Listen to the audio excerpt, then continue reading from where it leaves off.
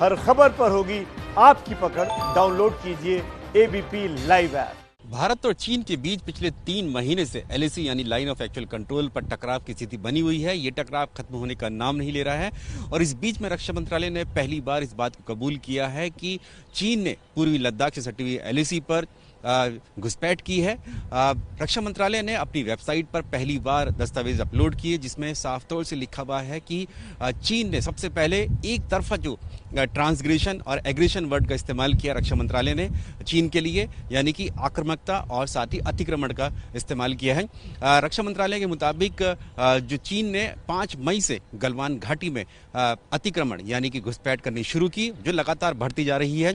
साथ ही ये भी लिखा कि चीन ने जिस तरह से जो अतिक्रमण और आक्रामकता दिखा रहा है चीन लाइन ऑफ एक्चुअल कंट्रोल यानी एलएसी पर, उसके खिलाफ जो है भारत को तुरंत कार्रवाई करने की जरूरत है, क्योंकि एलएसी पर यानी लाइन ऑफ एक्चुअल कंट्रोल पर जो स्थिति है वो संवेदनशील बनी हुई है।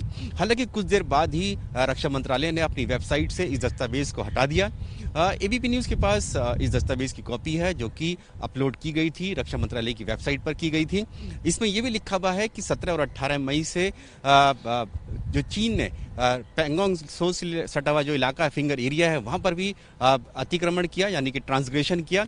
और इसके अलावा एक और नया पेट्रोलिंग पॉइंट जो नाम सामने आया है वो कुग्रंग नाला है, जिसमें चीन ने जो है घुसपैठ की है। इसके अलावा जो इस रक्षा मंत्रालय के दस्तावेज में यह भी लिखा हुआ है कि गोगरा जो लिखा हुआ है कि गोगरा में भी की है, यानी कि 3 ऐसे पेट्रोलिंग पॉइंट हैं जहां पर चीन ने घुसपैठ की है गलवान घाटी के अलावा, यानी कि गोगरा, कुग्रंग नाला और साथ ही पैंगोंग त्सो से सटा हुआ जो फिंगर एरिया है। ये जो इलाके हैं इनके बारे में लिखा गया है। आपको बता दें कि पिछले 3 महीने से भारत और चीन के बीच में जो हालात जो हैं लाइन ऑफ एक्चुअल कंट्रोल, खासतौर से पूर्वी लद्दाख में, वो फेस ऑफ की स्थिति बनी हुई है, टकराव की स्थिति बनी हुई है। और इस बीच में जब से टकराव चल रहा है 15 और 16 जून की दरमियानी रात भारत और चीन के जो सैनिक हैं उनके बीच में गलवान घाटी में हिंसक संघर्ष भी हुआ था, जिसके बाद से ही राजनयिक और सैन्य स्तर पर बातचीत चल रही है ताकि दोनों देशों के बीच में टकराव कम हो, लेकिन ये टकराव खत्म होने का नाम नहीं ले रहा है। डिसएंगेजमेंट कुछ जगह पर हुआ है, जैसे हॉट स्प्रिंग में, गोगरा में थोड़ा सा हुआ है और फिंगर एरिया में भी बहुत थोड़ा सा हुआ है, लेकिन ये फिंगर जो डिसएंगेजमेंट हुआ है ये बहुत कम हुआ है। भारत चाहता है कि चीन पूरी तरह से पीछे चला जाए, जहां विवादित इलाकों में चीन ने घुसपैठ करने की कोशिश की है।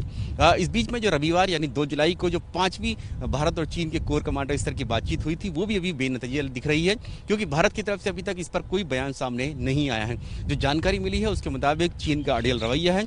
चीन जो है जो पैंगोंग त्सो से सटा हुआ जो फिंगर एरिया है वहां से फिंगर 5 नंबर से पीछे अपने कैंप हटाने के लिए तैयार नहीं है और फिंगर 4 की रिज लाइन पर भी चीन के जो सैनिक जो हैं वो मौजूद हैं, जबकि भारत चाहता है कि ये जो मई से पहले की जो स्थिति थी वो यानी कि स्टेटस क्यो फिर से मेंटेन किया जाए जो एलएसी पर पहले से था, क्योंकि मई से पहले तक जो चीनी सेना की जो तैनाती थी वो फिंगर 8 से पीछे जो खुरनाक फोर्ट और साथ ही सिरजैप है वहां पर थी, लेकिन मई के महीने में चीनी सेना ने फिंगर 8 से आगे आकर यानी कि फिंगर 4 और 5 तक जो है कब्जा कर लिया है। इसी को लेकर भारत का ऐतराज है। कैमरामैन जितेंद्र कुमार के साथ Neeraj Rajput, ABP news, Delhi. ABP news आपको रखे आगे।